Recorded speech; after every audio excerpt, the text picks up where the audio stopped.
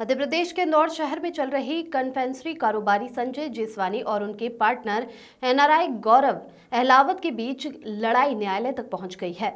इस मामले में कोर्ट के आदेश पर जब लसूड़िया पुलिस ने आदेश के मुताबिक एफआईआर नहीं की तो कोर्ट में एनआरआई गौरव अहलावत ने आपत्ति दर्ज कराई, जिस पर कोर्ट ने सुनवाई करते हुए आदेश के मुताबिक एफआईआर दर्ज करने के निर्देश दिए और ऐसा नहीं करने पर पुलिस को कोर्ट की अवमानना का दोषी पाए जाने का कहा गया है। गौरतलब है कि इंदौर पुलिस द्वारा संजय जेसवानी व अन्य को फायदा पहुंचाने के लिए न्यायालय के आदेश की अवमानना का आरोप एनआरआई गौरव अहलावत का व अधिवक्ता अजय मिश्रा द्वारा लगाए गए हैं। गौरव अहलावत की शिकायत पर माननीय न्यायालय द्वारा परिवारवाद के आधार पर आरोपी गणों का नाम उल्लेखित करते हुए धाराएं उल्लेखित करते हुए एफआईआर दर्ज करने के निर्देश दिए गए थे। पुलिस की कार्यप्रणाली पर आरोप लगाते हुए कहा जा रहा है कि पुलिस के तथ्यों को तोड़ मरोड़ कर उल्लेखित करते हुए धोखाधड़ी व अन्य धाराओं में कुछ आरोपी गणों के विरुद्ध एफआईआर दर्ज कर ली और पुलिस द्वारा तथ्यों को घुमा-फिरा कर दिया गया ताकि जानबूझकर आरोपी गणों को फायदा पहुंचाया जा सके। आरोप लगाया गया कि राजनीतिक प्रभाव के चलते न्यायालय के आदेश को भी नहीं माना जा रहा है और न्यायालय के आदेश की अवमानना की गई है। Bureau report. पुलिस थाना लसूड़िया में जो बिजनेसमैन के बीच में जो डिस्प्यूट्स चल रहे थे उसमें कुछ कार्रवाई हुई है। इसमें एक पूर्व में भी एफआईआर हुई थी, एक इसमें माननीय जो न्यायालय के समक्ष में भी कंप्लेंट केस फाइल हुई थी। उसमें जो आदेश हुआ है उसके मुताबिक थाना लसूड़िया ने कार्रवाई की है और इसमें जो फैक्ट्स हैं इसकी विस्तार से इसमें को इन्वेस्टिगेशन में लिया गया है और जो आने वाले जो फैक्ट्स रहेंगे, जो तथ्य रहेंगे, उसके आधार पर कानूनी कार्रवाई की जाएगी। गौरव अहलावत एक रशियन सिटीज़न है। उसकी फैक्ट्री को हड़प लिया गया। उसके द्वारा 100 करोड़ का निवेश हिंदुस्तान में किया गया था। संजय जेसवानी व अन्य के द्वारा ये कृत्य किया गया। गौरव अहलावत पिछले 3 महीने से परेशान था कि एफआईआर दर्ज नहीं हो रही थी। माननीय न्यायालय द्वारा गौरव अहलावत की शिकायत पर संज्ञान लेते हुए परिवाद पत्र के अनुसार एफआईआर दर्ज किए जाने के निर्देश आरक्षी केंद्र लसूड़िया को दिए गए थे।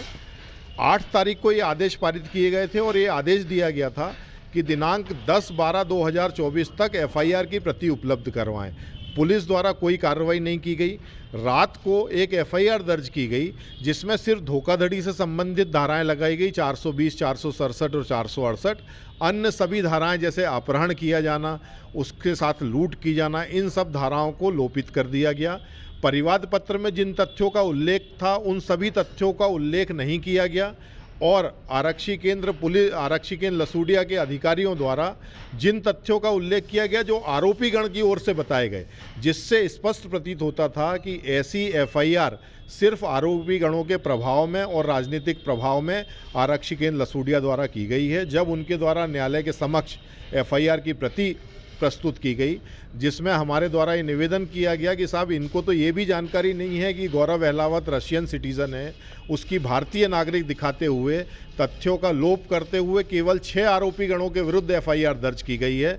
तो न्यायालय द्वारा ये आदेशित किया गया है कि कल सुबह 11 बजे तक परिवाद पत्र में जिन भी तथ्यों का उल्लेख है उन सभी तथ्यों के अंतर्गत एफआईआर दर्ज की जावे, सभी धाराओं को बढ़ाया जाए और जितने भी आरोपी गणों के विरुद्ध परिवाद पत्र प्रस्तुत किया गया है उन सभी आरोपी गणों को उसमें आरोपी बनाया जावे और सुबह 11 बजे तक न्यायालय के समक्ष एफआईआर की प्रति प्रस्तुत करें। अन्यथा की दृष्टि में इनके विरुद्ध अवमानना की कार्रवाई की जाएगी। तारेश सोनी, टीआई लसूड़िया और जो आईओ हैं उसमें उनके विरुद्ध। सर क्या चाहते हैं आपकी, अब क्या मांग है न्यायालय से, क्या मांग? हमारा तो शुरू से ही एक ही निवेदन है कि जो भी एक्चुअल घटना हुई है और जिन सबूतों को हमने न्यायालय के समक्ष परिवाद पत्र के साथ प्रस्तुत किया है उन सभी सबूतों के साथ में एफआईआर दर्ज हो जिन तथ्यों का उल्लेख किया जा रहा है, क्योंकि सीआरपीसी में ये स्पष्ट प्रावधान है कि जो भी फरियादी एफआईआर लिखाने आता है उसकी अक्षरश एफआईआर लिखी जाना चाहिए।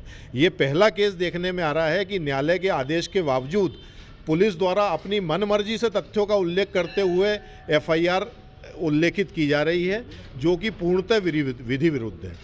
आपका अजय मिश्रा, अधिवक्ता, इंदौर।